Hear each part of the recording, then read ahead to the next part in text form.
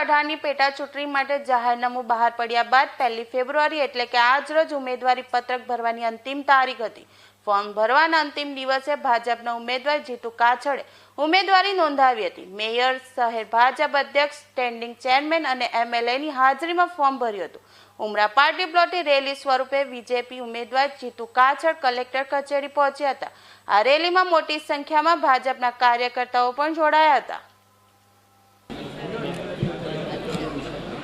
આજરોજ ગુજરાત પ્રદેશના અધ્યક્ષ અને જળશક્તિ મંત્રી આદરણીય શ્રી CR પાટીલ સાહેબના આશીર્વાદ લઈને સુરત મહાનગર ભારતીય જનતા પાર્ટીના અધ્યક્ષ નિરંજનભાઈ જાંજમેરા સાહેબ, મહામંત્રી શ્રી કિશોરભાઈ બિંદલ સાહેબ, કાળુભાઈ ઇટાલિયા સાહેબ અને મેયર શ્રી દક્ષેશભાઈ, સ્ટેન્ડિંગ કમિટીના ચેરમેન રાજનભાઈ, ધારાસભ્ય શ્રી પ્રવીણભાઈ ઘોઘારી સાહેબ અને મનુભાઈ પટેલ તેમજ સમગ્ર સુરત શહેરની ભારતીય જનતા પાર્ટીની ટીમ સાથે આજે અત્રે એક વિજય મુહૂર્તની જે ભારતીય જનતા પાર્ટીની પરંપરા રહી છે એ મુજબ અમે અત્યારે હાલમાં ફોર્મ ભર્યું છે।